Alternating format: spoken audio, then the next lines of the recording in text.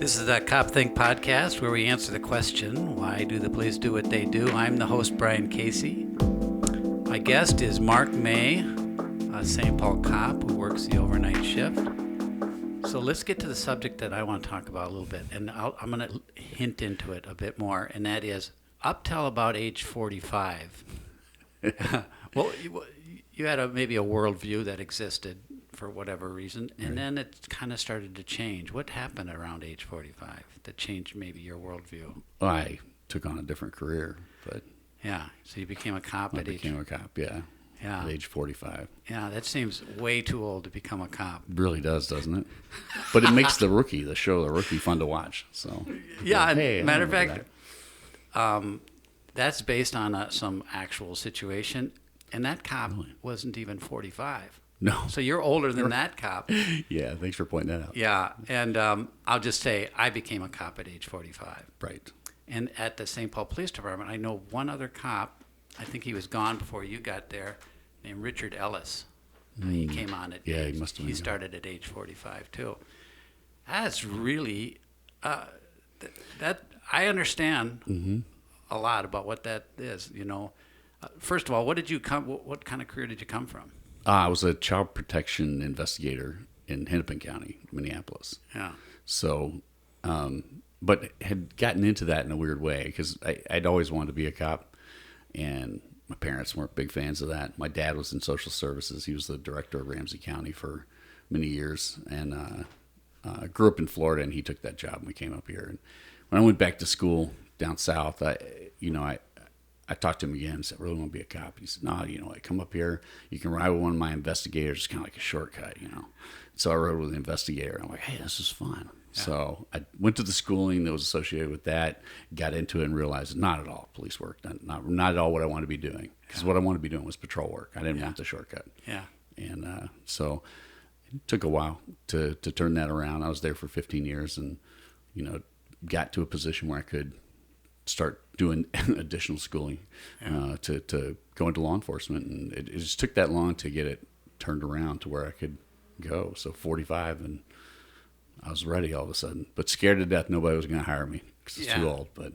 well, let's get into that in a second. But I actually think that you mentioned your parents didn't want you. That's so interesting because I love to tell that story about. You've seen it yourself. You're driving down the street and a little boy will stop and look and watch a cop go by. Mm-hmm. I was one of those kids too, and that deep desire for policing that I ended up doing the ambulance big gig for a whole career's time. You did your deal for nearly a career's time. Yeah. And then you finally made the change. Yeah. Yeah, that's I don't know if I would recommend it automatically. No. It was the right thing for me. Yes, absolutely. Yeah, that's the way that I put it. It was right for me. I wouldn't, it wasn't something I just thought of. I'd wanted to do it. My best friend growing up, his dad was a city cop in the town in Florida that we grew up in. And I always admired him in that role. And he's always been somebody that was, I looked up to. And I talked to him about becoming a cop. And he said, nobody respects you anymore. Yeah. He was just a salty old guy, Right. And I took that in, but that wasn't really why I wanted to do it, It wasn't about respect. So it worked for me, and I was, I was in the right place at the right time. It happened to work out. So, but it was something I always wanted. It wasn't like, I don't like this job. What else am I going to do? Yeah. It was kind of fulfilling that dream that I'd wanted to do my whole life. So, Well, and you'd said that, because I remember you're trying to kind of not pseudo policing, but kind of on the periphery a little bit, and that wasn't satisfying because you want to do patrol work. And I've often even thought of, people maybe should have gone into federal policing. And that no, I want to be a patrolman. Absolutely. Yeah. And I myself have a different job now, and I didn't do patrol work what I wanted to do my whole life, and as long as I wanted. But I always know that I did it. I did patrol work. Absolutely. I did it for a real amount of time, but not a whole career's time. So right, exactly, and I see that coming. There will come a time when I want to, slow that down a little bit. It'll start by not being on midnights anymore, but it's just the type of work that we do. I would miss that, So I think long and hard. People ask me because of my age. We'll probably get into this too, but when are you going to take the sergeant's test? It's not on my radar. I really like what I'm doing. But. Yeah, that's good. So you mentioned it was hard getting the job, or you thought it was going to be. Was it? It took a couple of years anyway. I mean, back then I applied for a suburban department. There were 4 openings and 1,100 applicants. Yeah. And this would have been in 2012. 1,100 applicants. I made it to the last top 4, and then they chose 2 other guys. Yeah. But so that was kind of my first experience. I got in, and I was like, "Oh, this is gonna be good. I'm gonna get the job." And then I got turned down. I made the top 6 at another suburban department, and they didn't really have a reason. They said, "You did fine. Just not what we're looking for right now." So of course I'm thinking, "What, an old man? You're not looking for an old man?" So, yeah. But so silly me. But I just being at St. Paul now. I didn't know it then. Yeah. I don't want to work anywhere else. Yeah. But. Yeah, I think I applied to 30 jobs. I think I interviewed at almost 15. Yeah. I was living in St. Paul. I wanted to be a St. Paul cop. I think maybe the reason you and I got hired at St. Paul is they hire 30 cops at a time sometimes. Right. And they'll take chances on people like us. I will say that I feel like I'm an excellent constant contributor at the police department. I've had a fabulous career, and I suspect you are too. So I think they get a really good cop. Yeah. But some of those suburban departments, I can name them all. Yeah. They were like, "No thanks." No thanks. Yeah. We'd like a 23-year-old, please. Right. Yeah. Instead of looking at it, I had a work history that was very long. Right. Long marriage, owned a home. You could examine years and years of past performance, right. And then they would take someone young and, Absolutely. their background packet must have been a page and a half, Exactly. Yeah. Huh. Yes, absolutely. Yeah. That was the same with mine. I just, I was really afraid that it was going to be an age issue, and then they picked me up. And similarly, I don't know if I ever told you this, but I was getting to the point where I can't remember how many departments. I'm sure it was around 30 that I'd, applied for anyway. But I was getting to the point where I was trying to think, what else am I going to do? I hate this job I'm in now. Shoot. I was at that point because I'd already in my mindset gone on into cop mode. And I remember I got 2 calls on the same day that wanted to background me, and I was just praying that St. Paul would do it faster, because I wanted a job, right? But I didn't want to, I didn't want to work there, Yeah, But sure. so, But you would have. I would have, Yeah, because it's a foot in the door at the very least. And I would have, wherever I landed, I would have treated that town like my own town, And I remember I prepare for these interviews extensively and learn about the town. And I was working full time, married with kids, and I had to go to an interview, and I didn't prepare as well. Right. And I remember they asked me the town in the North Metro, and they're like, "What can you tell us about our town?" Oh, gosh damn it!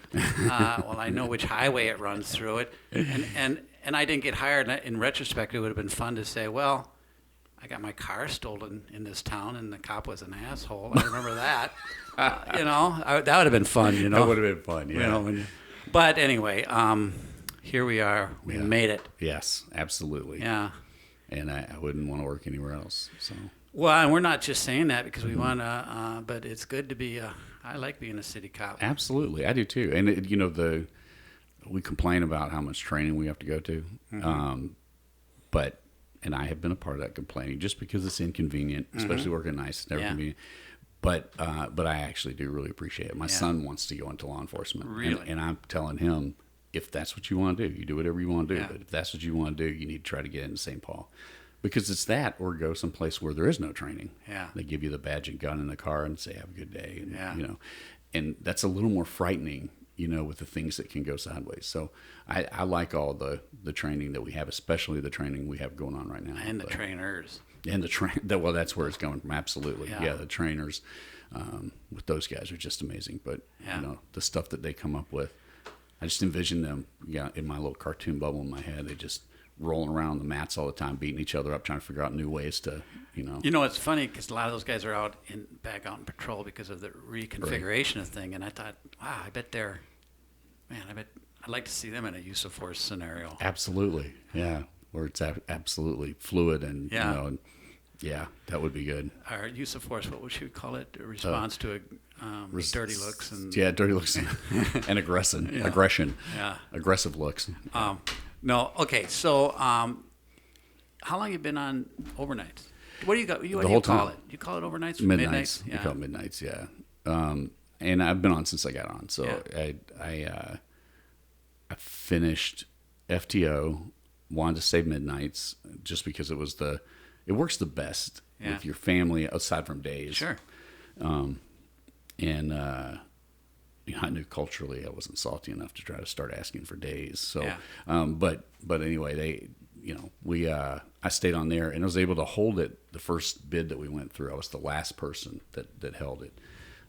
My partner was from my academy. We've been partners the whole time, and he got bumped to days for 6 months, and then they bargained his way back onto the night shift with me. So you partnered up again? Are you day for day with him? Yep. We've always been day for day, and always have ridden together for 6+ years now. So, do you want to give a shout out to him or no? A Beej, yeah. Oh, okay. Yeah. That's fun. It's fun to have a partner. Yeah, it is. It is. It's fun to have a good partner. Yeah, and you're kind of a wolf pack, you guys. Yeah. Well, you get the new schedule right now, but we do. Around. Yep, and we're still pretty close in schedule. They have these shock days things going on, the on-call days or whatever, which will throw us off a little bit. But so, tell me a little bit. So, what I think is interesting is when you're 45 years old and you become a cop, you weren't raised in the cop world. Now, you probably, like I was, I was an ambulance guy, saw cops a lot, understood cops, but I still wasn't one.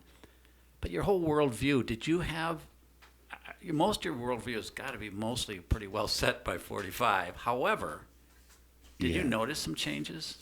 I did. I noticed a lot of changes just because of the cultural the cultural changes.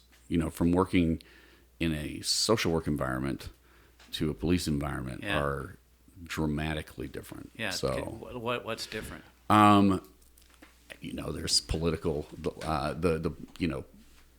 It's typically more liberal politically in the social work world, and there's not as much focus on accountability. And I was raised in the South, and so accountability is a big deal. So it's personal accountability, just being responsible for your own actions and things like that, not having excuses made and things like that. And I just felt like I was kind of swimming upstream in the social work environment.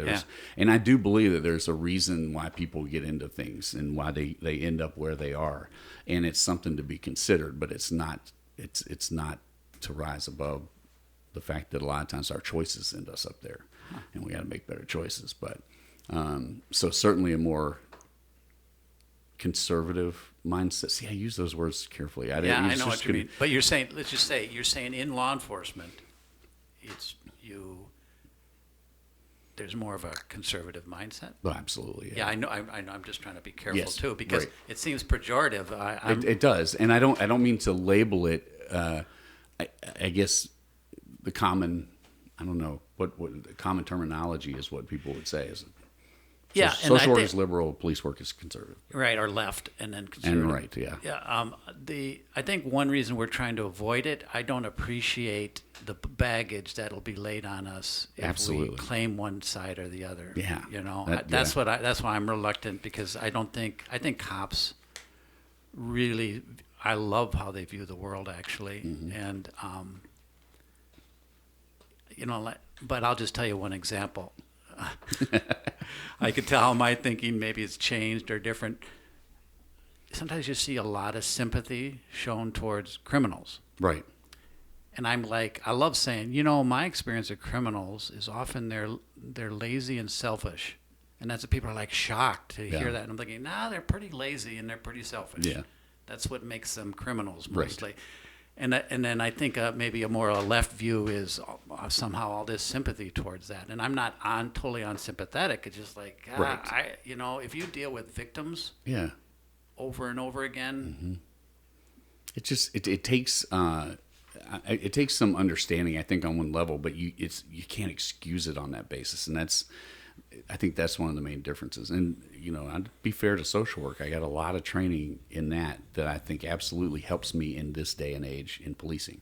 So with the way that policing is today is not at all like it was even 10 years ago. So I think it does help me in approaching the people. I mean, the biggest skill right now, if you can't talk to people, you're going to have a hard time doing this job. Yeah. And, and I think that's kind of helped guide me in this a lot. But at the same time, I don't mind understanding, where you're coming from and why you make those decisions and that kind of thing. But at the end of the day, you're still accountable for that choice that you made. Well, actually, I think that's actually the most respectful way to treat another human.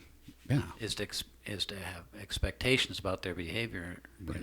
Versus somehow just forgiving them. Yeah. Or not forgiving isn't the right word, but being inattentive to that. I Right. don't know. It just seems very respectful. So do you? I bet there's some stuff you do in policing that you're like, I'm so glad I'm not a social worker because I don't have to deal at that level. Right. But I bet there's some skills that you really brought over that are useful. Maybe your partners pointed out to you once in a while, like you're good at this or that. I think talking to people I do pretty well. I guess I got a big mouth. I just run my mouth all the time. But I'm able to listen to, and I mean, and that's something that came from, I think, just interviewing families and things like that. Those skills were built in my previous career, but. And that's what people have commented the most to me on, was just being able to de-escalate a situation. And we're all about de-escalation right now. Yeah. But we didn't have any tools in social work. We go over there and we're talking to somebody about removing their child from their home, and we don't have any weapons or any kind of, defensive tactic classes that we had, RRA classes that we had exactly, that we'd taken. And so you have to be able to talk to somebody. And I think they call it fighting classes. Yeah, fighting classes. That's what it is. Yeah. I think you're right. I think this is something that I know that I had, is that ambulance work. I was an urban paramedic for a long time. Yeah. And of course, we had to use our persuasion and cajoling people and this and that all day long. Right. So I think that's probably part of it too. You said that if you're not good at talking to people, you're not going to be good at the job. I think, and then if you enjoy talking to people, you enjoy that street banter, right? You are skilled at listening, right? You can have a blast in this job. You really can, and I think banter is the key too, Yeah. because you can't talk at people. Yeah. It's not just I'm a talker and blah blah blah blah, because they're going to get sick of that. You're trying to problem solve, so to be able to coax them into. I had a friend of mine when I took this job. I was looking for advice, and he was a Minneapolis cop, and had a lot of respect for him. And he said, "You know that you're a good cop if you can make them forget you're wearing the uniform." And so I've kind of tried to keep that in mind, as I'm talking to people, just to try to go one-on-one with them, as a person. And in order to do that, you can't preach. You can't, there are lessons to be given, sure, and things that I can tell them if they're receptive to it. But you got to have that back and forth, and so I like that banter at the very least, to be able to go back and forth. But and also too, to demonstrate ability to speak to such a range of people, Yeah, absolutely. Yeah. So I bet, I bet you and I both wish, like, man, it would have been nice to have gotten into this earlier for this and that reason, and even physically maybe. But aren't you grateful for when people tease me about my age, I'm like, sometimes that's the best you got. Yeah. Seriously? Yes, absolutely. All you can come up with is that I'm old. Yeah, exactly. But isn't every bit of that super valuable on the job? Absolutely, it is. Every single all of that year you've got behind you. Absolutely. And I've thought about that before, and I wouldn't be the same person if all of my training came through police work. And so to have had those years, even though I felt it wasn't the best fit for me, it wasn't a great job, it wasn't one that I enjoyed going to work. In fact, I hated it. But it put me in a position to enjoy this job even more, I think. So, but they all make fun of you and Yeah. every That's day. the best they got. That's the best they get. Matt Johnson is convinced Yeah. that I was a teenager in the 20s. Yeah. So, and that's, but Right. I'm going, you know what? I'm going to be sitting on the beach before you Right. guys. So, yeah. Yeah. So it'll be all right. Yeah, I remember we used to make fun of the old paramedics. I used to say that they had delivered me when I was a child. So it's coming back. awesome. What? Let me ask you about something. So, when grown men and women are working and they don't like their job, or maybe I was at the top. I felt like I was at the top of my game. I didn't dislike my job. Right. I did somewhat. It was the best. I hated it and I loved it, But I really wanted to be a police officer and all that. I thought, no problem. I thought you can always stay and complain, and we know what that looks like. Right. Or you can take a leap or change. Let me just say something about job changes. Sometimes, Yeah. no worries. Sometimes they're big and dramatic, and sometimes they're small. But I calmed myself when I knew I was getting into police work because I had a wife and small children. Yeah. Is this stupid, crazy? Am I being selfish? Why am I putting myself in harm's way and all that? However, I remember I would calm myself by saying, I'm going into the wild. Like I was going into some kind of wilderness adventure, into the unknown. And that's, and you're working overnights. Yeah. It's absolutely. I mean, I feel like that. And I have had that question as well. And, my kids and my wife support it 100%, but I've asked that a lot. Like, what am I doing? But especially after calls that are really no good. It's not even so much what am I doing, but who does this? Yeah. It's just kind of a. What do you mean? What's weird? Well, I asked the question in general, like who made this job up, man? It's crazy. It's just it's they say 10% hair on fire and 90% boredom, and Yeah. and it's true. But some of these calls and things that you get into and things that you see, and if I had seen that at 25, I don't know how that would have affected me at all. I suspect not very well, but and then to have a career of that, I have a lot of I don't know. I applaud these guys that are able to do it and keep moving, and because it's a lot to see, and the danger is not, I don't know, falling apart. I guess that is a danger, but the danger that I consider is the fact that you become so jaded and dull to it, that it affects your personality in ways that you don't intend. But That's interesting. I think what you and I don't have is we didn't grow up in policing. Right. We weren't young men as cops. No. And year after year. So we don't have that. We didn't do that. I don't know. I think what I like to think, some policing sometimes, at least currently, and a lot of times people focus on the harm that it can cause people, the cop. Yeah. It gives us a lot too, and Right. it's given me a lot. But I recognize there's harm from it. But there's harm in a lot of work, Right. It's true. And and I guess potentially in all work. I right, guess. potentially in all work, absolutely. And So here you were doing, what were you doing before? Child protection investigation. So I was investigating cases of That child would be abuse. a pretty painful job too, I would It think. would, and it had its moments certainly. And to be honest, I wouldn't trade the risk of psychological damage that I get from this job for going back and doing that one again. Yeah. It's part of it, and I think if you understand it and you're aware of the fact that it is a reality, that's your weapons to safeguard against it. So Sure. but yeah. Anything surprise you so far about yourself or humanity? Yeah. Well, I'm constantly surprised by humanity. Directing traffic makes me question humanity every time I do it.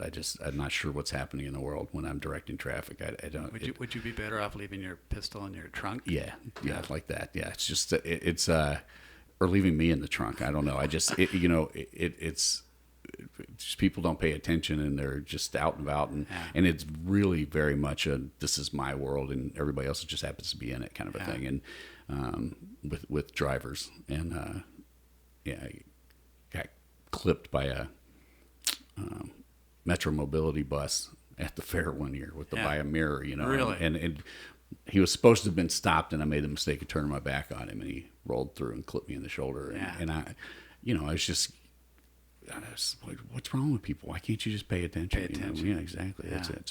So that, that part of it. But, there are certain crimes that, home invasion, burglaries, I don't understand. They infuriate me. They make no sense that somebody would crawl through somebody else's window because they're lazy or whatever. They don't want to go get somewhere else. Yeah. But the idea that you'd put yourself in danger and put this family in danger and scare the crap out of them. So you're saying home invasion, and I mean, I think of home invasion where you, like, drug dealers come and steal other drug dealers' money. Well, that could be, absolutely. Are you talking about burglary? I'm talking about, just a straight up occupied burglary, or even the home invasion. I mean, they're just the torture on the neighborhood, that the potential of danger, especially with home invasion, to be able to, I'm just thinking of one in particular where the homeowner ended up coming out with a shotgun because it had just occurred. Another neighbor had called it in, and we get on scene, and he's, everybody's gone, but this guy didn't know that. He had been tied up and untied himself and runs out with a shotgun. And so he's on the, we think it's invasion, and we're about to mow this guy. Yeah. So, there's things like that just put the whole neighborhood at risk, and it's so uncalled for. So, I mean, whether it's over a drug deal, a drug house ripping off another drug house, or it is just somebody sleeping and coming through the windows, I think what this is. I'm really interested that you brought that up because I think of all the things going to burglaries really annoyed me because I knew how unsettled it had done the family or homeowners. Right. This is where I live. Right. And then, how some burglars will go through their personal items or take things out of their refrigerator, right. or or just go in and burgle your house, and just how unsettling. And I remember I'd like to put a lot of time into trying to calm the people that it was. I don't know how to talk any louder. It just. I can't remember what I was saying. So you would want to calm the people. Yeah. Yeah, it's whatever. So interesting. That's interesting. That bugs me too. I don't like. I don't like burglars. It's just and burglaries where there's a true victim in particular, but just anything that because of your actions personally, you're going to put a big group of people who do not need to be victims. Yeah. In the way as victims, and that just it's the selfishness of it. I guess it's just what it gets to me, and it's not something that I complain about it on the job or whatever, but it's just one of those things. It's my personal thing that I just hate it. But I don't know.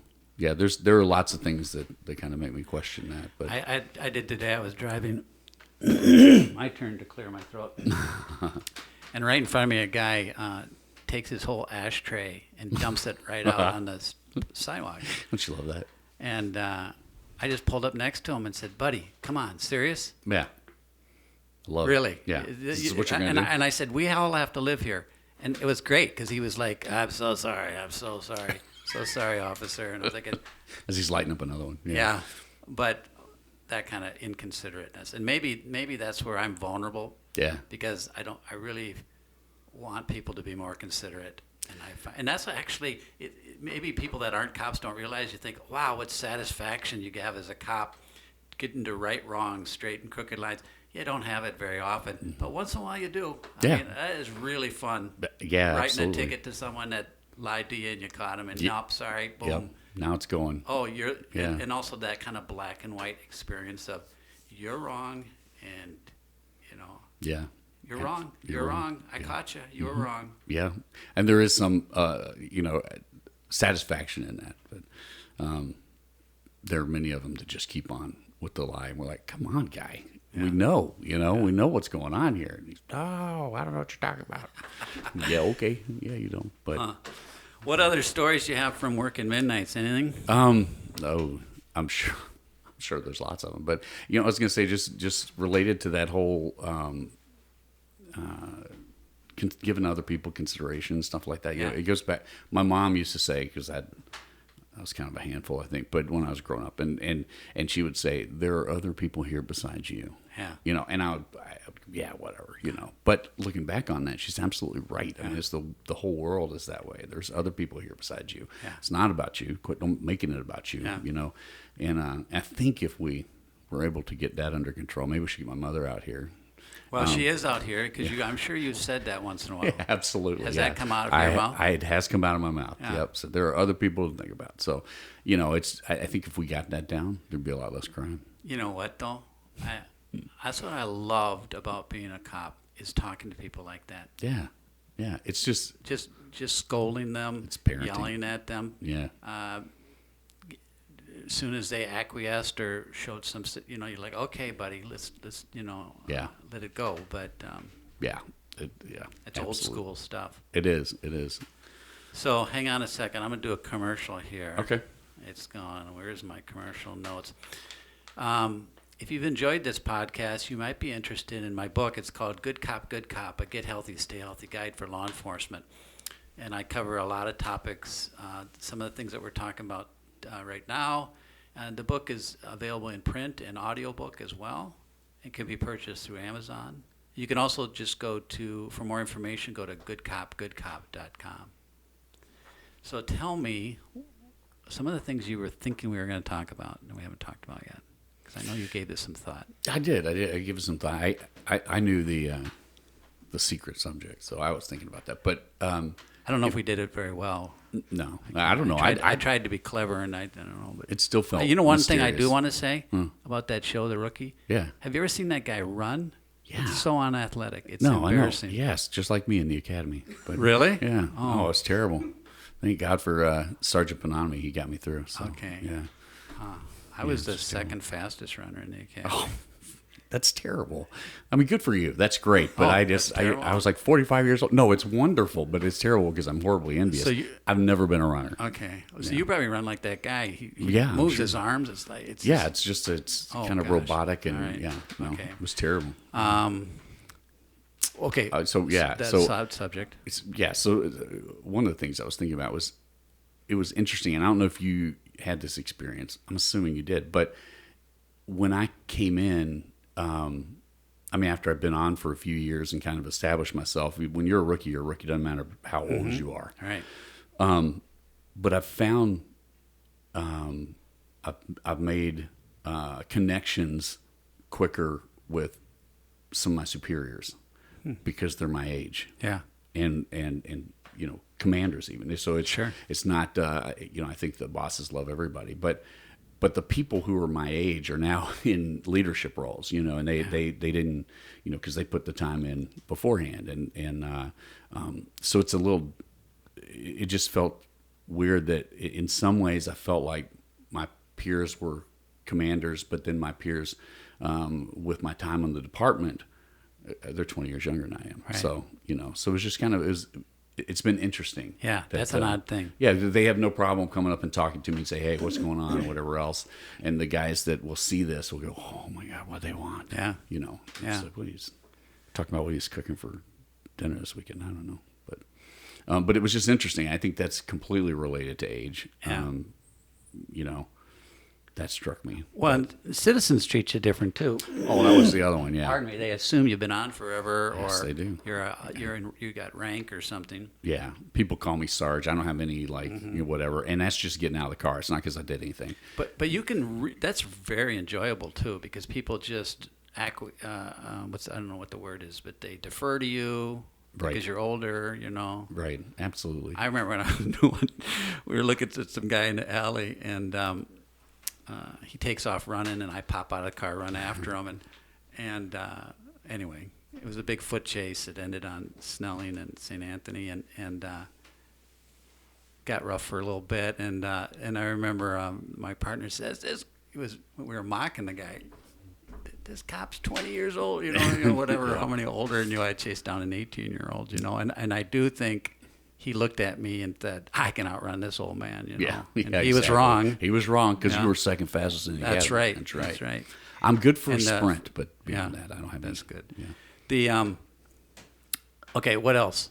Well, yeah, there was that one when I was in training actually in FTO. I was riding with John Laska, and who is, I think he's only maybe 10 years younger than I am. Yeah. But we took a lady to jail, and I was driving because I was the recruit, you know, and took a lady to jail, and she just lost it and was screaming at us, and she was like, "How are you going to tell this?" Because John told me something to do. I don't know whether it was, park over here, take her in the store, whatever it was. Gave me some direction. And she said, "How are you going to let this rookie tell you what to do?" And I'm like going, "Oh, lady, you got no idea." That is very funny. Right. I'm phase 3. I don't know what I'm doing yet. So, yeah. So how are you going to let this rookie tell you what to do? She didn't like his attitude. She didn't like his attitude at all. No. That is... And he didn't care. But yeah. Yes, he was like, he'd think that was funny, I'm sure. Yeah, absolutely, he did. He thought it was hysterical.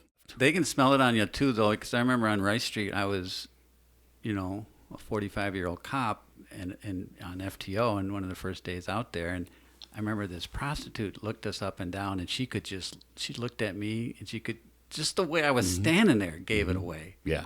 I just didn't have the attitude in my posture that the... Right. Some of the other guys. And you're the one they want to deal with. If that's the case. It's just kind of But yeah, but it's been good. I don't know. I mean, I'm kind of a relaxed person, and it's once I calm down from the first 3 years or so, when it's kind of like just high strung, looking for anything, and just kind of relaxed into it, and got it. I think that approach, when it's appropriate, works well. Or it's worked well for me. So what do you mean, you're not fighting the job anymore as much? No, it's not so much fighting the job. I think there's a lot of fighting the job, like working against it. You're going. Yeah, I guess I think you're right. Yeah, absolutely. In that sense, yeah, not fighting the job. So, because there's so much needing to prove yourself. Yeah.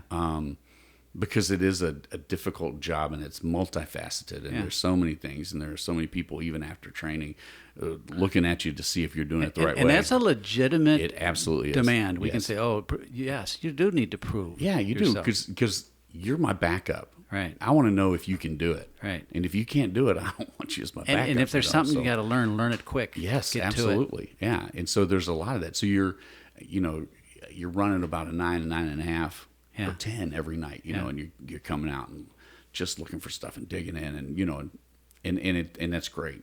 But after a while, you kind of let it come to you, and we're out there and we're doing our job, but we're not as much concerned about making stuff happen. We will respond to what we need to respond to, and we'll let it happen. And it's, man, I hate to say friendlier approach, but certainly a softer approach. And when we get there, we don't feel the need anymore. When I say we, my partner and I, and he's the same way. He's an old soul. He's 20 years younger than I am. But I was the oldest in the academy. He was the youngest. Okay, and somehow cool. we got together. Yeah. So, but we go out there and we don't feel like you got to run up on somebody and go, "What are you doing?" And be all in their face and that kind of thing. It's you can say, "Hey, man, what's going on? Mm-hmm. Why are we out here? How can we stop being out here?" Yeah.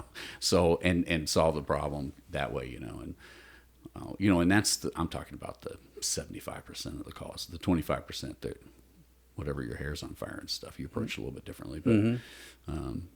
But but just talking to people and I mean, every person's a new story. Even if it looks the same, it's a new story. Mm-hmm. There's something different, right. and to be able to get that and to be able to go, to meet these different people, kind of see where they're coming from, or maybe not where they're coming from, but where they're at currently, it's interesting to me, Mm-hmm. But it's really interesting work, isn't it? Yeah, it is. It is. Yeah. Yeah. And it's also, what also is something that you and I can talk about too, is learning an entire new career in your mid-40s. Yeah. I mean, there are people that we work that have never worked out of the district that they're in. I mean, they settle into that district, and there's reasons they do that. Right. They get to know the criminals, they get to know the landscape. There's a lot of irregularities in the job. Might as well get something I can hang on to. Yeah. But try learning an entire new career. And I'm not looking for sympathy for it. I'm just saying it was exceptionally challenging and invigorating. Yeah. to learn a whole new career in your mid 40s. Yeah. You know, It felt like by choice. You know, for me. absolutely by choice, and it felt like starting over, but in a good way. And for the first time in my life, I was doing a job I absolutely wanted to do, and I could go through my whole career, even my part-time jobs, and there were stuff I had to do. I needed money, so at 16, so I worked for a grocery store, whatever. This is the first time this is exactly what I want to be doing. Oh, I had the exact same experience. Yeah. That I was like, I remember working as a patrol cop and going, I don't want another job. No. And for the first big section of my life, I was trying to make the job I was doing work. I was good at it. I enjoyed it, but I always was looking elsewhere, part of me. Yeah. And it was really fun for those Absolutely. years to work in patrol and go, I don't want another job.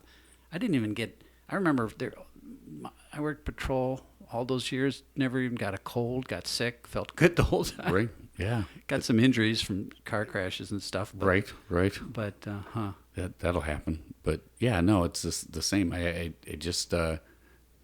enjoy being there. There's not been one day that I've come to work driving in going, Now, there are times I'd rather stay on my deck, smoke a cigar, but it's not about this job. It's about wanting to be on my deck. Yeah. So, that's huge for me, because in contrast, my other job, there really wasn't a day when I enjoyed going to work. That's interesting. Well, and also too is that's the advantage of starting a new career, because there's a certain honeymoon period and a new learning period, and this is still interesting period. Yeah.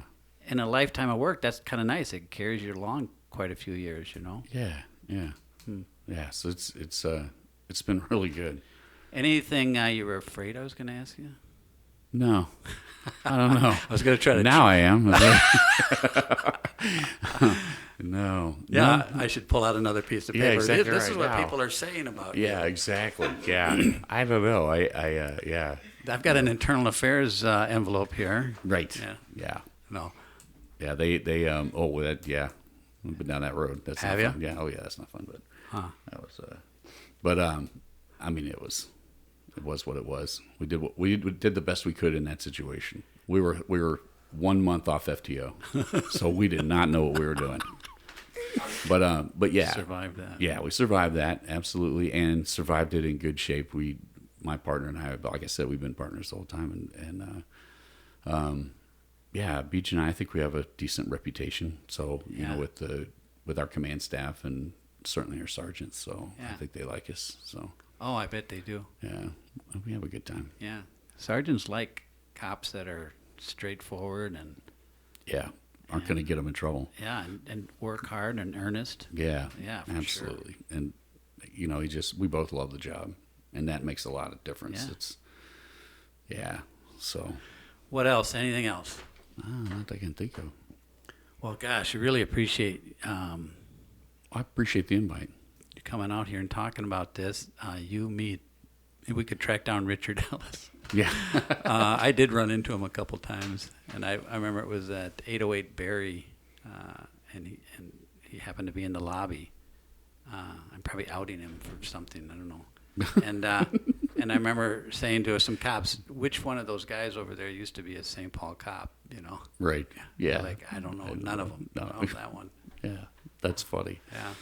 Yeah, it's... Well, good for you for doing it. I think we represent that pretty well. I think so too. Good for you as well. I've always liked that bond. I used to hide it a lot. Yeah. I downplayed it. I never wanted to use it. Yeah. I didn't want people to use it against me. Mm-hmm. And now that I'm past that, I'm like, well, that was a pretty damn big accomplishment. Yeah. And plus, who cares? I mean, I got to be a cop. Right. Exactly right. You got to be a cop in a I was getting good department. So getting some air put in my squad once at just a body shop, and some guy was complaining about his job and his career and his life, and I said, "How old are you?" And he said, 45. You know, and I thought, you make the move, buddy. Well, I don't know. It's been done before. Yeah. I thought, wow, I'm glad I'm not just bitter and angry. I know. That's the thing. It's just, I mean, if I'd done that career move into something else just to change, it wouldn't have been the positive experience that it was. But Yeah, and if other people are thinking about that move, we can talk some more to them. Absolutely, Because yeah. it's not there's downsides. Like I think, but you and I both agreed it was mostly all up for me and Yeah. you as well. It was for me as well. It's just you got to have support for it. If you've got a family, and I did it, so there was the support to go through that with the classes and all that kind of stuff. So Well, then let me take the moment to thank the producer of the CopThink podcast, Terry, for supporting me in that because that was a big deal. absolutely, it would be very hard to do, and I don't know. Is your dad alive still? Yeah, he is. Is he and okay he's with it very now? proud. Yeah, absolutely, very proud. Good. And loves the department. Loves our chief. He's always reading the paper, and I think the chief just had Chief Axtell had an op-ed piece in the paper. Yeah, so he sent that to me. He said, that's great. "This is a good chief." Yeah. So these are the good citizens that we gotta love. Absolutely, yeah. He's really proud of me, and he's proud of my wife and what she does, and proud of our department and the direction that it's taken. I'm not just blowing smoke. I believe that. I tell that to my coworkers. So that's it's absolutely where I want to work until I'm not working anymore. So Great. Yeah. Well, thanks. yeah, thank you.